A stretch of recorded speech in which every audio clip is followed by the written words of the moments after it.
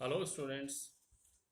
आप सबका स्वागत है एसएमबी इंटर कॉलेज की वर्चुअल क्लासेस में। तो प्राइमरीली मैं इसके बारे में थोड़ा सा इंस्ट्रक्शंस आपको देना चाहूँगा कि हम लोग प्रेजेंटेशन लेके चलेंगे चैप्टर वाइज, और उसके लास्ट में कुछ प्रॉब्लम्स होंगी। तो आपको इसके नोट्स तैयार करने हैं, साथ में उन प्रॉब्लम्स को भी अपनी फेयर कॉपी में तैयार करना है। विद्यालय जब रेगुलर वे में खुलना लगेगा तभी हम आपकी कॉपीज़ को चेक करेंगे। तो चाहे आप किसी भी सेक्शन में हो 10th क्लास के, चाहे ए बी सी डी, जिस सेक्शन में भी आप रहे हो, आपको सेम मटेरियल तैयार करना है, सेम प्रॉब्लम्स को तैयार करना है। आपकी जो भी इस चैप्टर से रिलेटेड प्रॉब्लम्स हैं उन सबको आप डिस्कस कर सकते हैं अपने टीचर्स के साथ में, जो आपका स्टडी ग्रुप बना हुआ है व्हाट्सएप के थ्रू। तो आप अपनी प्रॉब्लम्स दे सकते हैं और संबंधित टीचर्स जो भी हैं आपकी प्रॉब्लम्स का सोल्यूशन करते हैं। चलिए, तो ज़्यादा समय ना करते हुए पॉज। सो एसएमबी इंटर कॉलेज से मैं, जैसे कि आप जानते हैं, आपका टीचर भूपेंद्र सिंह। हम लोग हाई स्कूल विज्ञान और विज्ञान में जो पोर्शन है आपका जीव विज्ञान वाला, उसको लेकर के शुरू करेंगे। सो कॉमन एंट्रीज, आज 20 अप्रैल। हमारा जो लेक्चर रहेगा वो लगभग 30 मिनट का रहेगा, जिसको हम लोग और मिनिमाइज करने की कोशिश करेंगे। साइंस, अभी हम लोग स्टार्ट कर रहे हैं चैप्टर नंबर 6 से, जीवन प्रक्रियाएं, लाइफ प्रोसेसेस। और इसके अंतर्गत हम लोग डिस्कस करेंगे आज पोषण के बारे में। सो पोषण, पोषण क्या हुआ, इसके बारे में थोड़ा सा लेकर के चलें। जैसे कि आप लोग पिछली क्लासेस में पढ़ चुके हैं कि जीवों में कुछ ऐसी विशेष प्रक्रियाएं होती हैं जो उन्हें निर्जीवों से अलग करती हैं। जैसे कि आप लोग पढ़े हैं कि इसको बोलते हैं जीवन प्रक्रियाएं, लाइफ प्रोसेसेस। तो क्या कुछ प्रक्रियाओं के नाम बता सकते हैं ऐसी जो सजीवों में होती हैं लेकिन निर्जीवों में नहीं होती? क्या कहा? बिल्कुल ठीक। अभी कुछ प्रक्रियाएं लेके चलें, जैसे पोषण, श्वसन, जनन, उत्सर्जन वगैरह। तो ये सारी प्रक्रियाएं ऐसी हैं जो निर्जीव वस्तुएं प्रदर्शित नहीं करती हैं, लेकिन जो सजीव हैं, जीवित जीवधारी हैं, उन सब के द्वारा ये प्रदर्शित की जाती हैं। तो इन प्रक्रियाओं को करने के लिए डेफिनेट सी बात है कि जीवधारियों को कहीं ना कहीं से कुछ ऊर्जा की आवश्यकता होती है। तो जीवधारियों, वे सभी पदार्थ जो जीवधारियों की पोषण की इस आवश्यकता को पूर्ति करते हैं उन्हें पोषक तत्व कहते हैं। और पोषक तत्वों को शरीर में लेने की जो प्रक्रिया है, ग्रहण करने की प्रक्रिया है, उसको पोषण कहते हैं। सो ये डेफिनेशन हो गया पोषण का। अब ये जो पोषण है ये हमारी फंडामेंटल नीड्स में से है, हमारी जो मूलभूत जैविक आवश्यकताएं हैं उनमें से एक है पोषण। पोषण के प्रकार। अब ऐसा नहीं है सभी जीवधारियों में एक ही प्रकार का पोषण होता है, क्योंकि जीवों में जैव विविधता पाई जाती है, तो सीधी सी बात है उनकी जो पोषण प्रवृत्तियां हैं उनमें भी विभिन्नताएं पाई जाएंगी। तो प्राइमरी तौर पर लेकर चलें कि भोजन के निर्माण के, अब capability to manufacture its food, यानी कि बायोलॉजिकली जो जीव भोजन का निर्माण कर सकते हैं या नहीं कर सकते, उनके आधार पर हम उन्हें दो कैटेगरी में डिवाइड करते हैं। पहला होता है स्वपोषी और दूसरा होता है परपोषी। स्वपोषी, स्वपोषी नाम से ही क्लियर हो रहा है, स्वपोषी जो अपना पोषण स्वयं कर सकें, अर्थात पोषण की दृष्टि से ये सारे जीव इंडिपेंडेंट होते हैं, आत्मनिर्भर होते हैं, यानी अपने लिए जरूरत का जो भोजन है उसका निर्माण खुद कर लेते हैं। दूसरे होते हैं परपोषी जीव। परपोषी वे हुए जो अपने भोजन के लिए बायोलॉजिकली दूसरे जीवों पर निर्भर करते हैं, यानी कि अपने आप, अगर हम लोग बात करें, बिना किसी अन्य जीव की सहायता से अगर वो भोजन नहीं बना पा रहे हैं तो इसका मतलब वो क्या हो गए? परपोषी हो गए। चलिए, पोषण के प्रकार। स्वपोषण। अब ऐसा नहीं है कि आपने कहा स्वपोषी, अपने क्लास 6 या जूनियर क्लासेस में पढ़ा होगा कि स्वपोषी यानी ग्रीन प्लांट्स, तो सारे ग्रीन प्लांट्स जो हैं केवल वही स्वपोषी होते हैं, ऐसा नहीं है। अब आप 10th क्लास में है तो आपको ये अंतर समझ लेना चाहिए। तो पोषण, जैसा भी आपने बताया, स्वपोषी वो हुए जो पोषण की दृष्टि से आत्मनिर्भर होते हैं, यानी अपने लिए भोजन का निर्माण स्वयं कर लेते हैं। तो प्रकृति, अब यहाँ पर एक छोटी सी चीज और आती है, निर्माण और संश्लेषण। यहाँ पर इसको मैं क्लियर कर देना चाहूंगा। संश्लेषण का अर्थ उस चीज से है कि अगर हम किसी पदार्थ को या कोई भी जीवधारी किसी भी बड़े पदार्थ को प्रकृति में उपस्थित जो फंडामेंटल पार्टिकल्स हैं, जो कहना चाहिए कि जो सूक्ष्म अणु हैं, जैसे कार्बन डाइऑक्साइड है, ऑक्सीजन है, वाटर मॉलिक्यूल्स हैं, या और बहुत सारी गैसेस हैं जो स्वतंत्र रूप से पर्यावरण में पाए जाते हैं, या फिर बात करें कि मिट्टी के अंदर पाए जाते हैं, उन सब से मिलाकर के अगर उनको एक निर्माण कर पा रहे हैं तो उसको हम लोग सिंथेसिस या संश्लेषण कहते हैं। अब स्वपोषी, जैसे मैंने आपको बताया, स्वपोषी भी दो प्रकार के होते हैं। कैसे?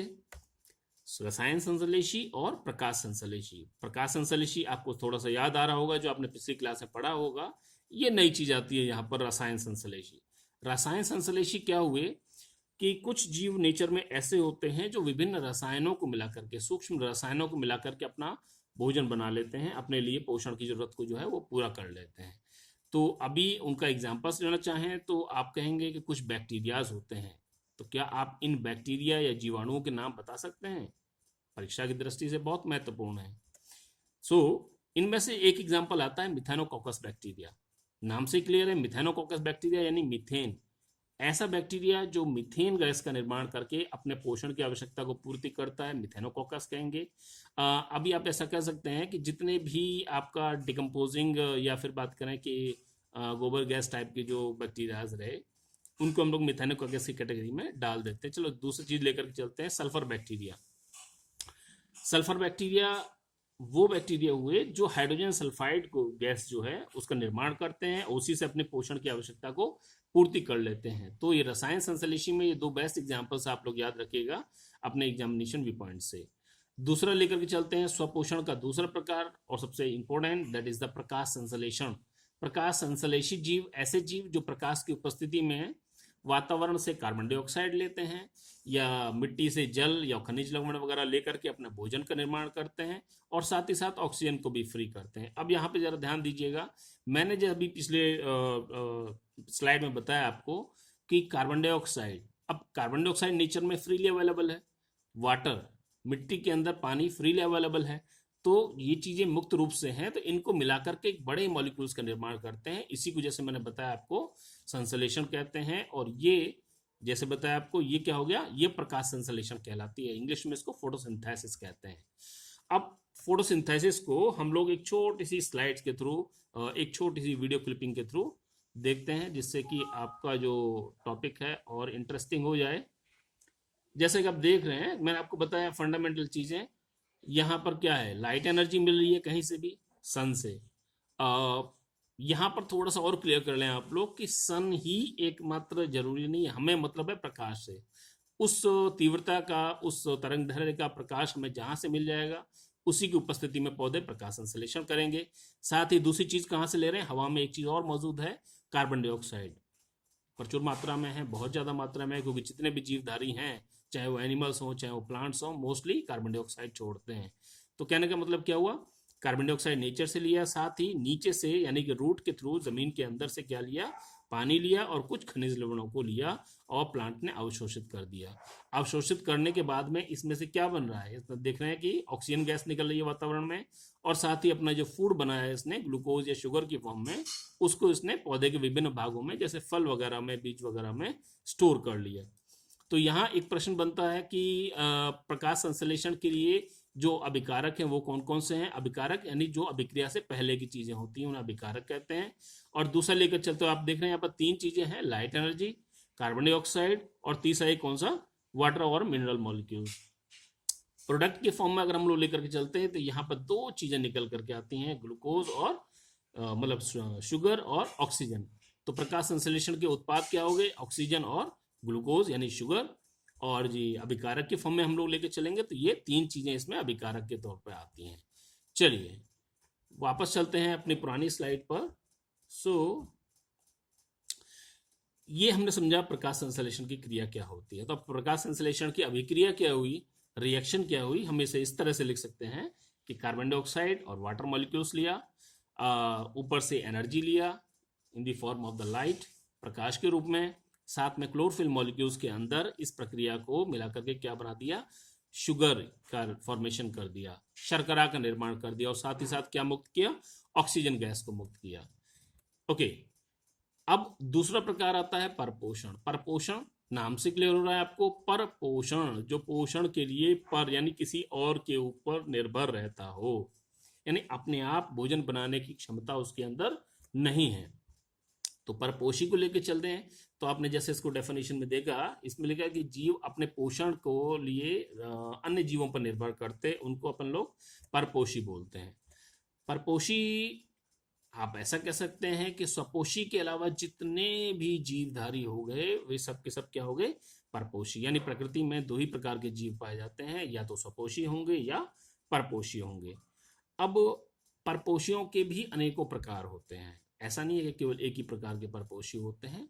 तो क्या क्या प्रकार हो सकते हैं, थोड़ा सा इन्हें हम लोग एक वीडियो के माध्यम से देखते हैं। परपोषी अलग अलग तरह के रिलेशनशिप हो सकते हैं। आप देख रहे हैं कि म्यूचुअलिज्म हो सकता है, मतलब इसको डिफाइन करेंगे बाद में। दूसरा जैसे आप बात कर रहे हैं कि कॉमनसेलिज्म हो सकता है।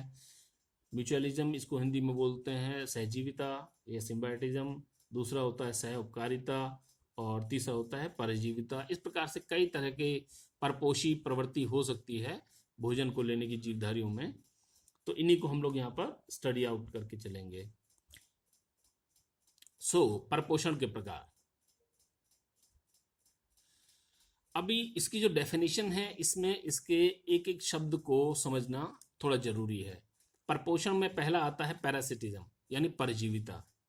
परजीविता को अगर हम लोग डिफाइन करेंगे तो हम कहते हैं कि दो जीवित जीवों के बीच में एक ऐसा आवश्यक संबंध जिसमें दोनों को, यानी जो बड़ा है, दोनों जीवित कैसे होने चाहिए, सजीव होने चाहिए, और जो बड़े आकार का है उसे पोषक कहते हैं, उसको लॉस होता है, जबकि जो छोटे आकार का होता है उसको फायदा होता है, बेनिफिट होता है, उसी को हम लोग परजीवी कहते हैं। तो ऐसा संबंध जो है क्या कहलाता है, परजीविता कहलाता है। इसके बहुत सारे एग्जाम्पल्स हो सकते हैं। अब यहाँ पर भी एक चीज और लेके सकते हैं, क्योंकि ये पोषद के अंदर कहाँ रह रहे हैं उसके आधार पर हम इसको फिर से डिवाइड करेंगे फर्दर। पोषण के आधार, पोषद के आधार पर, अगर पोषद के शरीर के बाहर रह रहे हैं तो उसको बाह्य परजीवी कहेंगे, और अगर उसके अंदर रह रहे हैं तो उसको अंतः परजीवी कहेंगे। तो कुछ बाह्य परजीवियों की एग्जांपल आपको बता सकते हैं प्लांट्स के केस में और एनिमल्स के केस में। सो आपको इनके कुछ एग्जांपल्स जरूर लिख करके लाने हैं। इसमें से एक काफी इंपॉर्टेंट जो है ये मैं आपको बता देता हूँ, जिसके ऊपर बहुत ज्यादा क्रॉस क्वेश्चंस बनते हैं, that is Cuscuta. Okay, Cuscuta यानी कि अमरबेल। एंडोपैरासाइट्स में बात करें, अंतः परजीवियों में बात करें तो जैसे बैक्टीरिया हैं, फंगाई हैं, टेपवर्म हैं, एस्केरिस है, और बहुत सारे इंटरनल पैरासाइट्स होते हैं जो जीवधारियों में बीमारियां उत्पन्न करते हैं। अभी मैं जैसे बात कर रहा था कि प्लांट्स में बाह्य परजीवी का बेस्ट एग्जांपल जो होता है दैट इज द कस्क्यूटा। तो इस कस्क्यूटा के बारे में थोड़ा सा डिटेल में आप लोगों ने लेके चलना है, मैं वर्बली आपको बताऊंगा अभी। I think that video is missing somewhere. Okay, doesn't matter. तो कस्क्यूटा के बारे में, कस्क्यूटा आपने देखा है कि पौधों के ऊपर पीले से रंग के पैरासाइट्स होते हैं। पैरासाइट मतलब रस्सी जैसी, धागे जैसी स्ट्रक्चर्स होती हैं येलो कलर की, जो पूरे प्लांट्स को कवर करके रखती हैं। Okay, just a minute please. चलिए, अभी जैसे मैं आपको बताया था पैरासिटिज्म के बारे में, तो परजीविता में थोड़ा सा ज़रूरत है अमरबेल को डिटेल में समझने की, क्योंकि उसके ऊपर आपको बहुत सारी प्रॉब्लम्स मिलेंगी। प्रॉब्लम्स के तौर पर, अच्छा animation, okay, so where that has gone, Cuscuta. अरे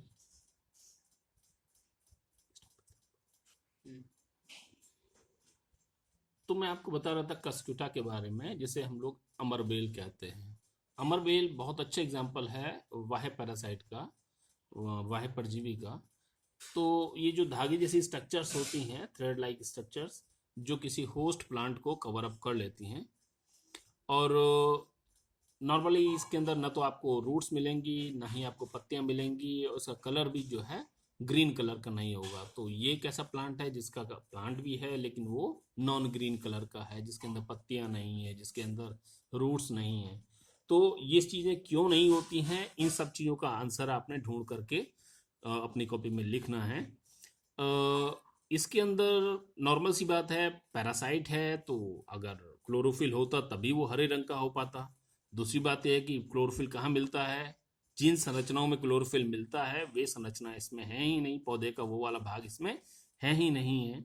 और दूसरी बात ये कि भोजन पकड़ने के लिए इसके अंदर क्या होते हैं, छोटे छोटे से हॉस्टोरिया बन जाते हैं, चोषकांग बन जाते हैं, जिनसे इंजेक्शन की तरह से ये होस्ट प्लांट में से भोजन को लेता रहता है और अपना पोषण करता रहेगा। सो इन क्वेश्चंस का आंसर आप अपने कॉपी में जरूर लिख लीजिएगा। सो बाह्य परजीवी और अंतः परजीवियों के जो एग्जांपल्स हैं वो आपको नोट डाउन करने हैं। अभी दूसरा जो परपोषण का बेस्ट एग्जांपल है, मतलब बेस्ट टाइप है, वो है मृतोपजीविता यानी सेप्रोट्रॉफिज्म। सेप्रोट्रॉफिज्म, इसको अगर हम लोग डिफाइन करना चाहेंगे तो इसमें परिभाषा देते हैं कि अपघटित, अपघटित का मतलब कोई चीज सड़ रही हो, गल रही हो, तो अपशिष्ट पदार्थ जो हुए या अपघटित पदार्थ जो हुए या डेड पदार्थ पार्ट जो हुए बॉडी के या सजीवों के, उनके ऊपर ग्रो करने वाले कुछ जीवधारी होते हैं जो अपने भोजन को अवशोषित करते हैं, जैसे प्लांट्स रूट से करता है, उसी तरह से ये जो जीवधारी हैं ये क्या करेंगे, अपने लोअर पार्ट से जो भी इनका रूट जैसी स्ट्रक्चर्स हैं उनसे क्या है अपने फूड को एब्जॉर्ब आउट करेंगे, अवशोषित करेंगे।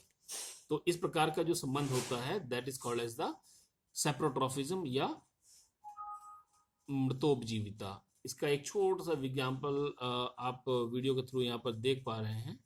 अभी इसको और जूम कर देते हैं, सो यू आर, तो एग्जाम्पल्स बता पाएंगे क्या होगा मृतोपजीविता का उदाहरण?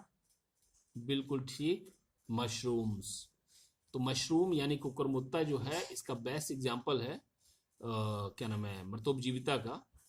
इसके अलावा और भी बहुत सारे प्लांट्स होते हैं या फिर स्ट्रक्चर्स होती हैं, जैसे आप बात करेंगे जैसे कुछ फफूंदी और होती हैं या खमीर होता है, ये सब जो हैं मृतोपजीविता के एग्जाम्पल्स हैं। सो नेक्स्ट हम लोग चलते हैं एग्जाम्पल ऑफ परपोषण का। अभी एक बेस्ट रिलेशन आता है दैट इज द सहजीविता, सिम्बायोसिस। सिम्बायोसिस या सहजीविता जो है बड़ा बेस्ट एग्जांपल है और आपके एग्जाम में इसके ऊपर काफी क्वेश्चंस बनते हैं। सहजीविता के बारे में हम लोग बात कर रहे हैं तो आप कहेंगे कि दो जीवित जीवधारियों के बीच में ऐसा आवश्यक संबंध कंपलसरी है, जरूरी है, जिसमें दोनों को फायदा होता है, नुकसान किसी का नहीं होता। यानी कि अगर इस तरह का रिलेशनशिप नहीं बनता है तो दोनों के दोनों सरवाइव नहीं कर पाएंगे, जीवित नहीं रह पाएंगे। इस प्रकार के संबंध को सहजीविता कहते हैं। अभी सहजीविता के एग्जाम्पल्स हम लोग लेकर के चले तो बहुत सारे एग्जाम्पल्स हैं, इन्हें वन बाय वन करके देखते जाते हैं हम लोग। तो एक एग्जाम्पल्स में लेते हैं लाइकेंस का। लाइकेंस एक्चुअली क्या होता है कि कुछ प्लांट्स होते हैं जिनमें शैवाल और कवक, आपने 9th क्लास में जरूर पढ़ा होगा कि शैवाल क्या होते हैं, सीधी सी बात है छोटे प्लांट्स होते हैं जिनमें प्रकाश संश्लेषण की क्षमता होती है, जबकि फफूंदी क्या होते हैं, एक ऐसा प्लांट ग्रुप है जिसके अंदर भोजन बनाने की कैपेबिलिटी नहीं होती है। और मुख्य रूप से फफूंदी जो होती हैं ये कैसी होती हैं, डेड एंड डिकेइंग मैटर के ऊपर ग्रो करने वाली होती हैं, मृत पदार्थ के ऊपर उगने वाली होती हैं। सो ओके, लाइकेंस, तो मैंने बताया आपको कि लाइकेन जो प्लांट्स होते हैं इनके अंदर जो कॉम्बिनेशन होता है शैवाल और कवक दोनों का होता है। इसमें से क्या होता है कि जो शैवाल है वो प्रकाश संश्लेषण द्वारा अपना भोजन बनाता है और जो कवक है वो क्या करता है, जमीन से पानी वगैरह जो है उसको एब्जॉर्ब करके लाता है। सो एक स्लाइड देखते हैं, आपको और क्लियर हो जाएगा ये चीज। यस, सो जैसा कि आप देख रहे हैं लाइकिन के अंदर जो हुआ क्या कि बेसिक बॉडी जो रही वो किसकी रही, फफूंदी की रही, कवक की रही, जिसके अंदर क्या है शैवाल अंदर होता है और दोनों अपना अपना काम करते हैं। तो मैंने बताया कि जो शैवाल पार्टनर है उसका काम क्या है, प्रकाश संश्लेषण द्वारा भोजन बनाना, और प्रकाश संश्लेषण के लिए जो चाहिए वो क्या चाहिए, जल और खनिज चाहिए। लेकिन वहाँ की पथरीली मिट्टी में या फिर वृक्षों की शाखाओं पर वहाँ पानी अवेलेबल हो नहीं पाता है भी, तो उसको वो एब्जॉर्ब नहीं कर पाते मिट्टी में से, तो ये काम जो है वो कौन करता है, फफूंदी करता है। तो दूसरा एग्जाम्पल जो है लाइकेंस का, जस्ट अ मिनट, लाइकेंस का एक और बेस्ट एग्जांपल जो है, ये आप देख रहे हैं इस स्लाइड में। नॉर्मली ट्री है, कोई वृक्ष की शाखा है जिसके ऊपर ये लाइकेंस ग्रो करते हुए दिखाई दे रहे हैं। तो यानी कि प्रोविजली लाइकेंस वगैरह जो हैं उन जगहों पर ज़्यादा मिलते हैं जहां पर हवा के अंदर थोड़ी सी नमी की मात्रा ज़्यादा होती है। चलिए, तो ये एक एग्जाम्पल हुआ किसका, सहजीविता का। सहजीविता का दूसरा एग्जाम्पल अगर हम लोग लेकर के चलते हैं, तो second example of symbiotism is, just minute, दूसरा एग्जाम्पल लेकर के चलते हैं माइकोराइजा। माइकोराइजा नाम से, जस्ट मिनट, ओके, माइकोराइजा जिसको हिंदी में कवक मूल भी कहते हैं। तो ये क्या है कि बड़े प्लांट वृक्ष जो होते हैं, नॉर्मली जैसे पहाड़ों पर हम लोग बात करें, चीड़ वगैरह इस तरह के वृक्ष बहुत मिलते हैं। मिट्टी के ऊपर सड़े गला पदार्थ बहुत ज़्यादा होती है, लेकिन पत्थरों होने के बावजूद पौधे की जो जड़ें होती हैं वो आसानी से खनिज और जल को अवशोषित नहीं कर पाती हैं। तो यहाँ क्या होता है कि जो फफूंदी आसपास ग्रो कर रही होती है डेड एंड डिकेइंग मैटर के ऊपर, वो रूट हेयर्स के साथ में एक कॉम्बिनेशन बना लेती है। जैसे कि आप यहाँ देख रहे हैं, ये व्हाइट कलर के जो है फंगल हाइफा हैं, और फंगल का मतलब तंतु हैं, और यहाँ नीचे बात करें ये किसी बड़े प्लांट की मेन रूट है। तो इसके जो छोटे छोटे रूट हेयर्स हैं इनके साथ में इसने रिलेशन बना लिया है, और इस प्रकार से क्या होगा, दोनों को फायदा हो रहा है, किसी को नुकसान नहीं हो पा रहा। फायदा ये हो रहा है कि यहाँ फफूंदी को तो प्लांट से थोड़ा बहुत खाना मिल जा रहा है, अपनी ज़रूरत पूरी हो रही है। दूसरी बात आती है कि ये जो बड़े प्लांट्स हैं, इनको मिट्टी के अंदर से जो जल और खनिज नहीं ले पा रहे थे, उसको ये आसानी से ले पा रहे हैं। तो सहजीविता का एक और अच्छा एग्जाम्पल जो हो सकता है वो हो सकता है कि मटर के दालों की दाल वाले जो पौधे होते हैं, इनकी जड़ों के अंदर छोटी छोटी सी गांठें मिलती हैं। इन गांठों के अंदर एक पर्टिकुलर बैक्टीरिया रहता है, और ये बैक्टीरिया क्या करेगा कि सहजीवी नाइट्रोजन फिक्सेशन करके प्लांट को अवेलेबल कराता है।